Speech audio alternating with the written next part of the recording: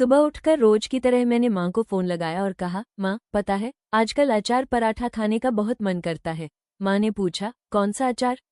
मैंने झट से कहा, आम का अचार और गरम गरम पराठे। बोलते बोलते ही मुंह में पानी आ गया, क्योंकि इंदौर से मुंशियारी आए हुए 2-3 महीने हो चुके थे और तब से ही ये स्वाद नसीब नहीं हुआ था।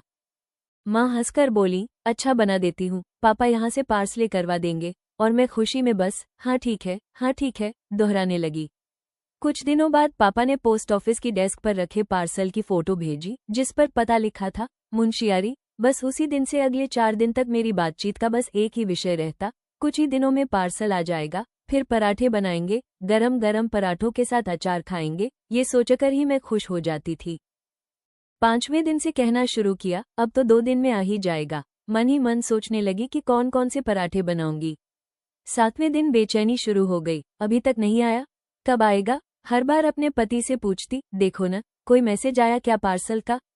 उनका नहीं, सुनकर मन में बस यही चलता, अरे कब आएगा? 9वें दिन तो भगवान से प्रार्थना करने लगी, भगवान प्लीज भिजवा दो, कितना इंतजार कर लिया।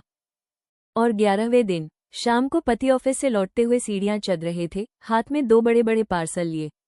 उन्हें देखते ही लगा मानो मेरी खुशी को पंख लग गए हों। पहले पार्सल में चिप्स और बेडशीट निकली। जैसे ही दूसरे पैकेट की मोटी मोटी पॉलीथीन के बीच से अचार के डिब्बों की हल्की सी झलक दिखी, मेरी निगाहें बस उन्हीं पर टिक गईं। जल्दी खोलो, जल्दी। मेरी 11 दिन की उत्सुकता को पागलपन में बदलते देख पति सिर झटक कर बोले, खोल रहा हूँ बाबा, अचार है, सोने का हार नहीं, कहीं पागल मत हो जाना। मैंने भी गर्दन झटक कर बस कह दिया।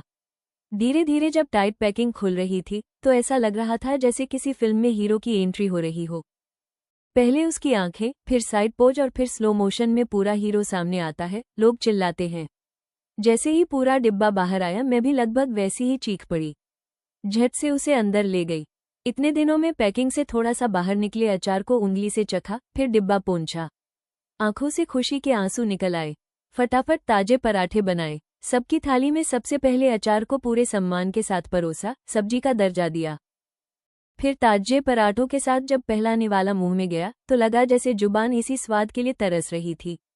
उंगलियां चाटते चाटते पेट भर गया। तभी एहसास हुआ, एक अचार, सिर्फ एक अचार का डिब्बा, जो हमारे घर में माँ हर साल बनाती है और थोड़ा सा निकालकर डाइनिंग टेबल या किचन में रख देती है। उस अचार की कीमत 1 मीटर की दूरी पर बैठकर समझ नहीं आती, लेकिन वही अचार 1500 किलोमीटर दूर जाकर अपनी असली कीमत बताता है। मैं खुद पर ही हैरान होने लगी कि सच में इन 11 दिनों में मैं बस उसी अचार की बात कर रही थी, उसी के बारे में सोच रही थी। हम चारों, मैं, मेरे पति, माँ और पापा, जब भी बात करते मेरा बस एक ही सवाल होता, अचार कब आएगा? और तब मुझे एहसास हुआ कि बचपन से लेकर अब तक न जाने कितनी ही ऐसी छोटी छोटी खुशियां थीं, जिन्हें मैंने कभी सच में महसूस ही नहीं किया, क्योंकि वे बहुत आसानी से मिल जाया करती थी। आज यहाँ पहाड़ों के बीच रहते हुए उन्हीं अनदेखी सी चीजों को भगवान का दर्जा देते हुए समझ आया, किसी का कहा हुआ वाक्य कितना सच है। वस्तुओं का मूल्य तब तक समझ नहीं आता जब तक वे हमारे पास होती हैं, और जिस दिन वे हमसे दूर हो जाती हैं उसी दिन उनकी कीमत का एहसास होता है। और शायद सिर्फ मुझे ही नहीं, हम चारों को एक अचार की कीमत समझ में आ गई।